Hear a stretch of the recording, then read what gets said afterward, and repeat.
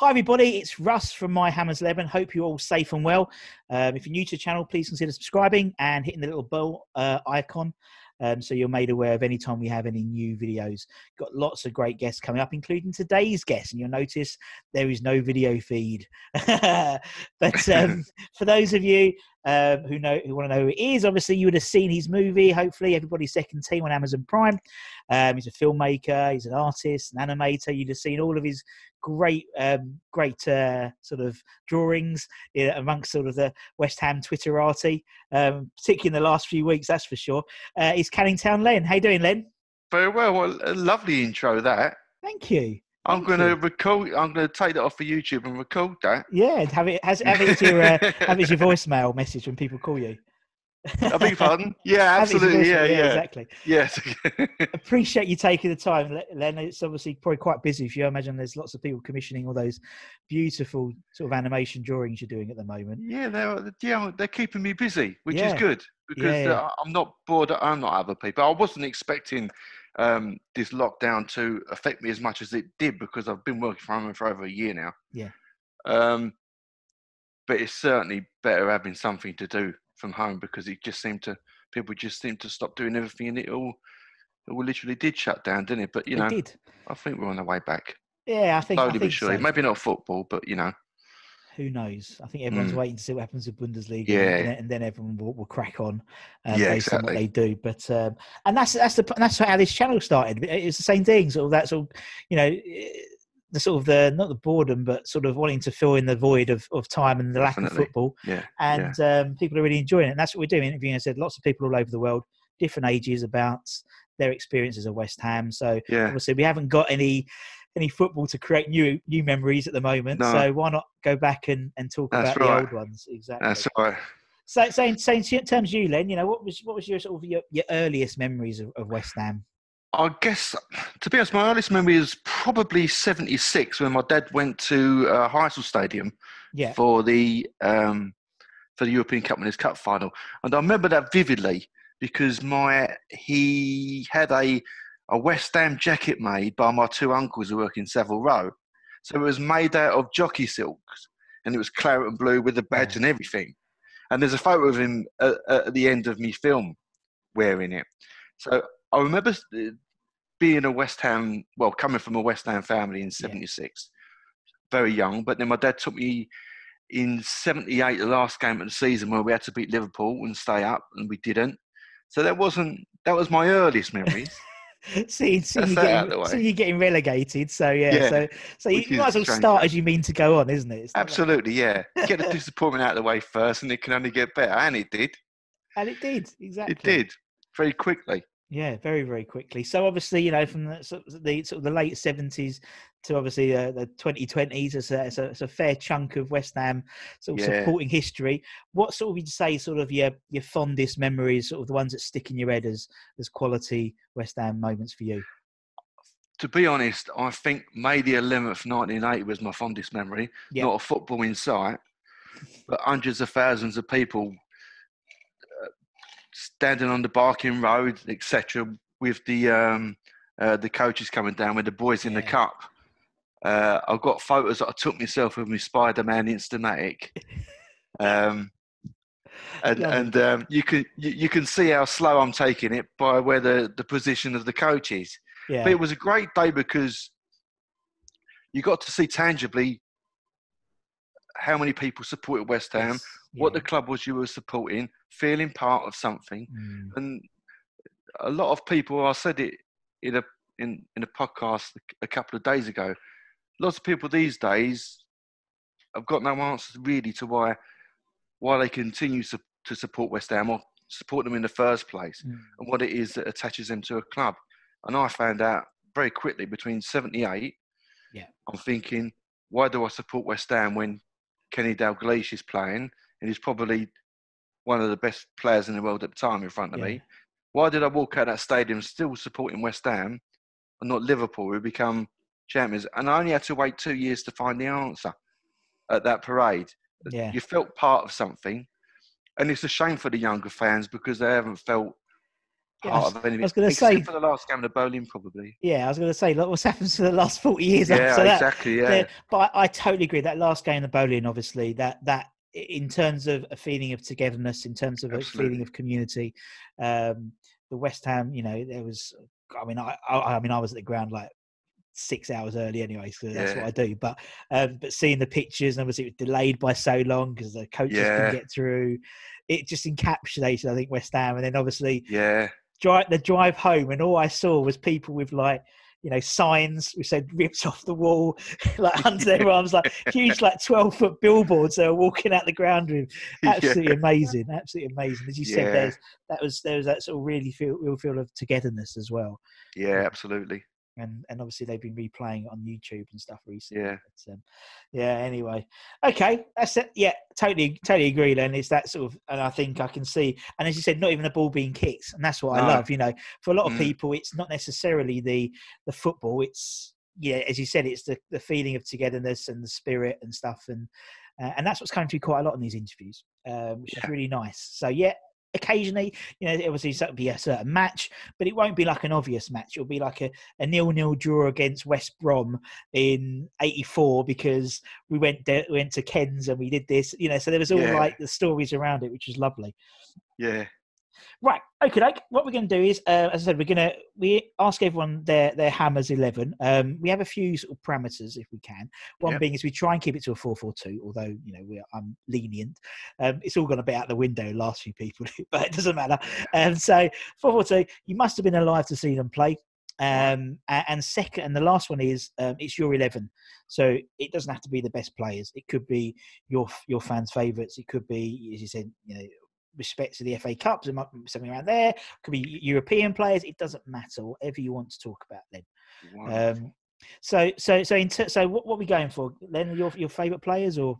Well, I'm going for. We was originally doing this on Cup Final day, and I was going to do a Cup Final swap out because, like I said, to be fair, a lot of my favourite players did play in that era between 78 to sort of 82. Yeah. And but there's a couple of people I'm going to swap around because I think they deserve a cup, an imaginary cup medal at least. Yeah. Love it. Okay. Sounds good. We'll see how we go. Yeah, we'll see how we go. Let's go between the sticks then. Yeah. Okay.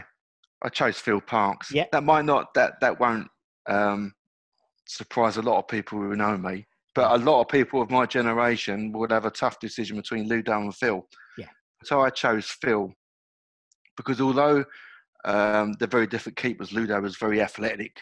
It's something we'd never seen before until then. Sure. Phil was very functional. And not only did Phil give you confidence in front of the goal, he gave confidence to everyone around him, his entire back four. And he actually probably did. His signing was a massive boost for the club. It was a massive statement, and it did change the direction of the club ever so slightly. So Phil's in goal. Phil's my number one. Yeah.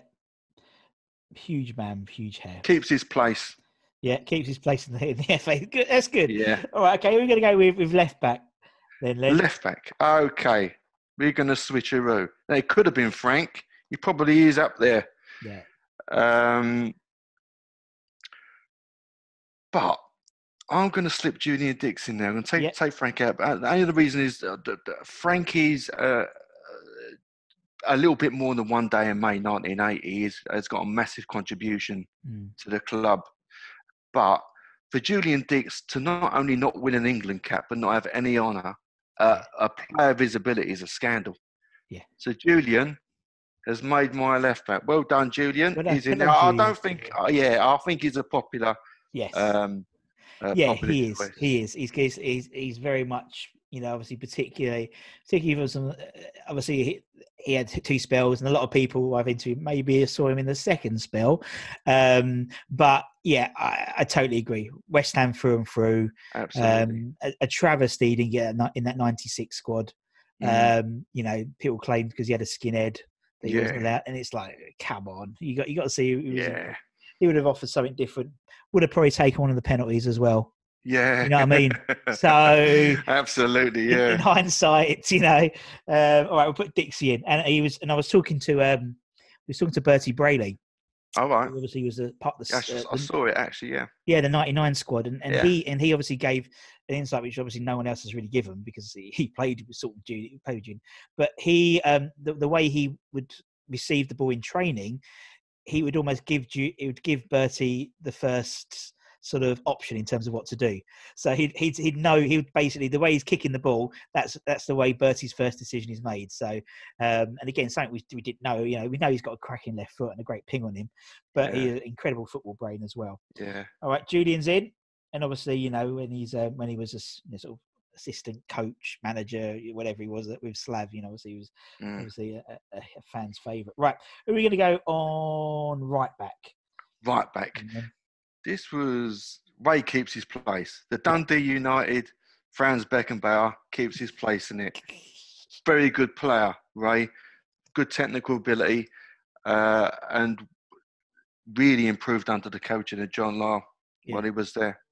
So Ray keeps his place. Although I'm going to say, I did like Billy Bonds at right back, and not a lot of people got to see Bill run down the flanks, but he was a marauder. Yeah. So I've made a little adjustment coming up, a little bit further down the line. But my right back, Ray Stewart. Yeah. Took him for granted, really. But what a player. What a player. What a purchase for the club too. Yeah. To invest heavily in a teenager like they did. And he done 10 years because he had a testimonial. So, done 10 years at the club. Yeah. Great player. Great guy as well. And still, exactly. Great guy. But still, when he comes back and we interview him on the pitch at half time, always gets a fantastic response. Still don't understand what you're saying. No. But, have you heard him on a car phone? No, I can only imagine. I can only imagine. It would just sound like in the middle of a storm, just like loads of wind and loads of crackling. Yeah, it is like that. But he always looks like so dapper as well. I must say, he always looks he has lovely suits as well. Right, okay. Yeah. So we'll put Ray right back. Who are we going to have in the centre backs then, Lim? Alvin keeps his place. First of all, 21 years at the club. Alvin, shaky start. I recall my dad complaining. Yeah. Shaky start, but 21 years at club's unthinkable now, isn't it? Yeah, don't get any more now. And when I did go through the lists of centre halves, and I know we've got good ones. It's tough to nudge a player like Alvin out of the way. Yeah. Played for England too. Yeah. Again, not looked a bit cumbersome. But no, he did the job, did Alvin. Solid, 7, 8 out of 10 every game. You know he would, same as Julian, because obviously I saw them both, but I didn't see Ray or Phil play, but they would give their all. And absolutely, and that's to be honest, that is 90% of West Ham fan what they want, innit? You get the 10% of skill for some of them, but most of them, as long as they're giving 100%. Oh, that's absolutely, That's all you can ask. All right, who's going to partner Alv up front, or at the back? Okay. I moved Bill into midfield. Yeah. Because Bill can just about play anywhere. Yeah. Seeing was believing with Bill. But I slipped Rio in centre half because he was an absolute Rolls Royce of a player, as Harry Redknapp used to say. Yeah. And I would have liked to have seen more of Rio. Yes. I'd have liked to. Yeah, you often wonder what we could have achieved if we kept all the players. I know that's unrealistic. Yeah. Going back to the time when we needed the money for, to improve the ground, etc. I guess football clubs always need money, don't they? But you'd have liked to have seen a little bit more, Rio. I remember vividly, Tottenham came to town one evening and he had to mark his cousin Les. Yeah. He must have only been 18, Rio. Les didn't get anywhere near the ball. No. And his performances like that, when you saw it, they were just unbelievable. Yeah. He was cutting everything out from Ginola, and all it needed was Les to get onto one of them. It's such a powerful striker, Les Ferdinand, and we could have been in trouble. Comfortable, never got near the ball.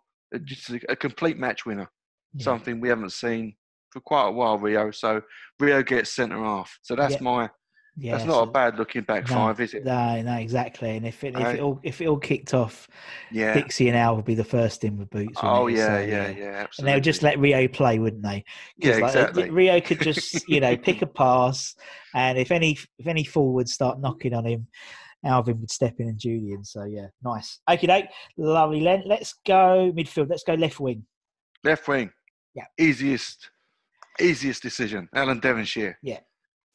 A complete marauder down that side. Pace, skill, verve. He just wanted the ball, wanted to take the ball one direction toward the goal. Yeah. I can't imagine how much he'd be worth now. Nah. I mean, the amount of clubs we'd have to batter off to sort of keep him at West Ham now would be unbelievable. Yeah. An absolute idolised by middle-aged men, Devonshire. Yeah. Seen nothing like it. Every time I do something involving Devonshire, it's more popular than any other player. Really? Yeah. And seeing was believing. If you saw him play, you'd understand why. Mr. Saturday Afternoon, he's just fantastic player. Exactly. So Dev's left back. And as Did you ever get to see Dev? No, unfortunately. I mean, I started around 92, so the season we went up. So no one can call me I was a glory hunter. And so no, I didn't. But obviously, everyone that sort of middle-aged sort of men. So Absolutely, to speak, everyone speaks so highly of him, but also the players he played with speak so highly of him. So obviously, when you're interviewing, the boys of '86 and stuff like that. To a man, they all talk about Dev in the highest regard, and that to me means more than anything else. Because if your colleagues put you on that pedestal, as well as obviously the fans, there's obviously something special about you. Yeah, and he certainly was. And as you said, $5,000. Yeah, exactly. Okay, how many of your pictures can you get for $5,000, Len? That's what I mean. Isn't it? You can get one Devonshire. Yeah. All right, we'll put Dev on the left. Who are we going to go on the other wing then? Well, I've took Jeff Pike out of the team. Yeah. And replaced him with Billy Bonds. Gotcha. Okay. Just because I loved seeing them all going down that right-hand side. It was just a fantastic. Bill could have got in this team anywhere. Yeah. From probably not in goal, but Well, nothing would get past him, would it? To be honest, No, probably not. Yeah, he's just a great player, Bill. Yeah. I mean, I'm sure most of others have said it all before me already, haven't they? Really. Yeah. But he really was a great player, and I don't think we'd have anyone else like him, to be honest. No, really. I know, and I understand. Yeah, and I understand that. Yeah, definitely, and obviously, him coming back to do the stand, how he stand, that meant the absolute world to the man. You could tell, and we said it before on the channel, that a man who was not really emotion. He didn't really show emotion. I mean, even with his manager, he sort of was happy, but he didn't cry or anything. When he was standing on the top of the West Stand with the players, but absolutely in tears at that game when he got the stand and everyone was clapping and I think there was about 60,000 sort of middle-aged men who had something in their eye at the time because it was like their idol absolutely crying. It's like when you see your parents cry for the first time. It's that type of thing. But I think you're right with Bill. Okay, we'll put Bill on the right. So it's on the right. Who's going to centres then? So we got Trevor Brooking. Yep. I was lucky enough to see him. Outstanding, classy player. Just wonderful. Yeah. I was lucky enough to see him. I'm just trying to. There's not much you can say. No, I mean he was. About Trev. He seemed to be, but with what people are saying, that he was almost ahead of his time, really, in that he was classy on like bogs of pitches and what would have been if he was on these sort of bowling green type pitches now. Absolutely, yeah. Yeah. Such a and a lovely guy as well. Well, obviously the amount of stuff he does for the club and obviously absolutely coming back and being, caretaker manager and again that showed the passion. Again, a man who didn't show passion, not that passion, that's the wrong expression, but didn't like physically show emotion and stuff. And when you saw him on the touchline when he was the manager, arguably probably one of the most charismatic, the way he was like dragging the players and cheering, you know, and it's like, you don't expect that from Sir Trevor Brooking, but no, I would have loved him as our manager, you know, to carry on. You can understand why he didn't want to do it, or why it was never on the cards, but I would have loved it. I really would. Yeah, he was a classy player, and he's still a classy man. So yeah. Brilliant. Trev keeps his place.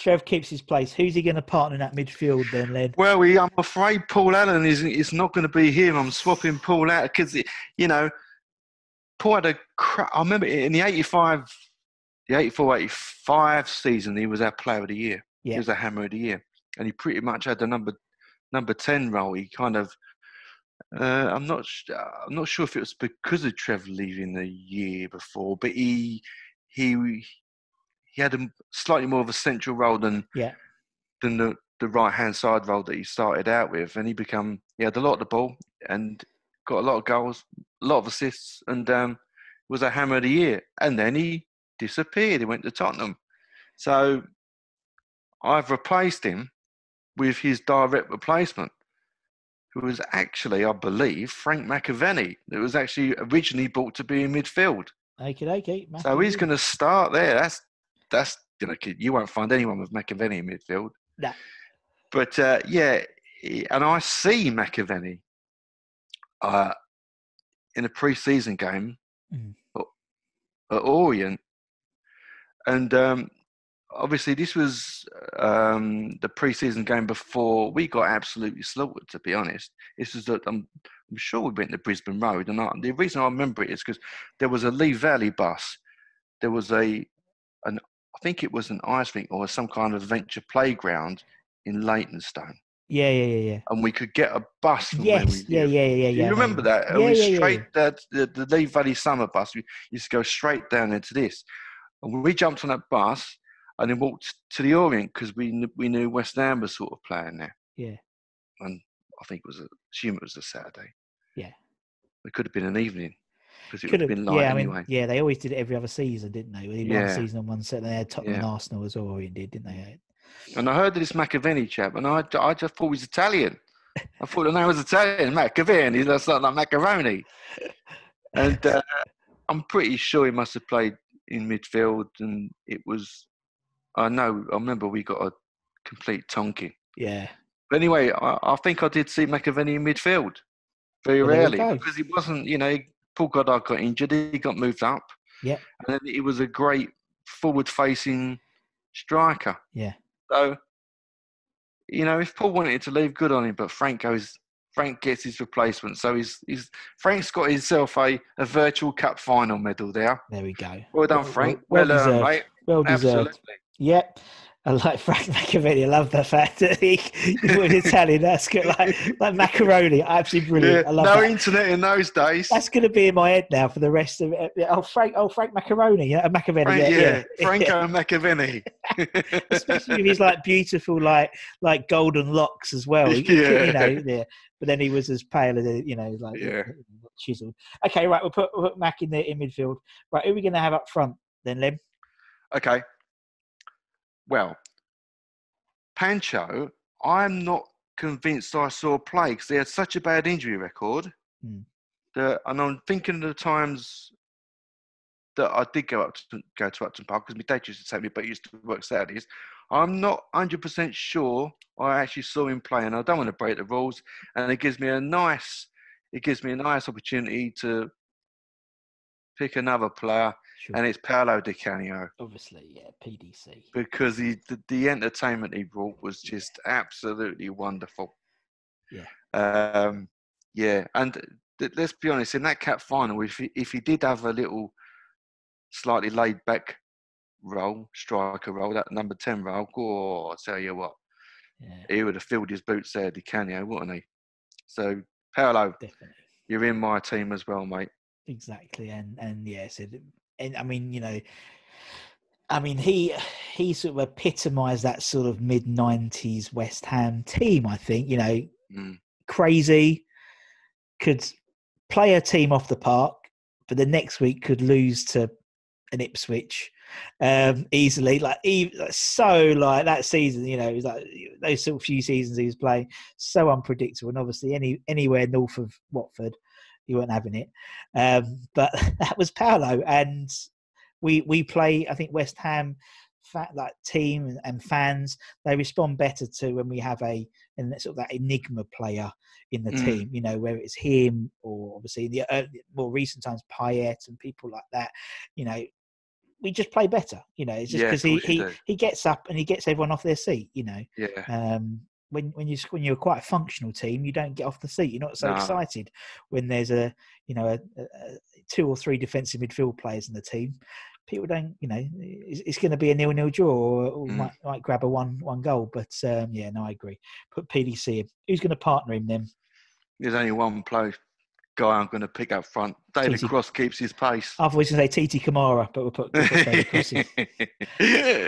Yeah, David Cross. Dave will tell anyone that listens that he wasn't much of a player and he just scored goals, and I think that's a little bit of nonsense. Yeah, because he was quite an all-rounder. He drew defenders out of the way. He had a deft touch. He brought other players into play.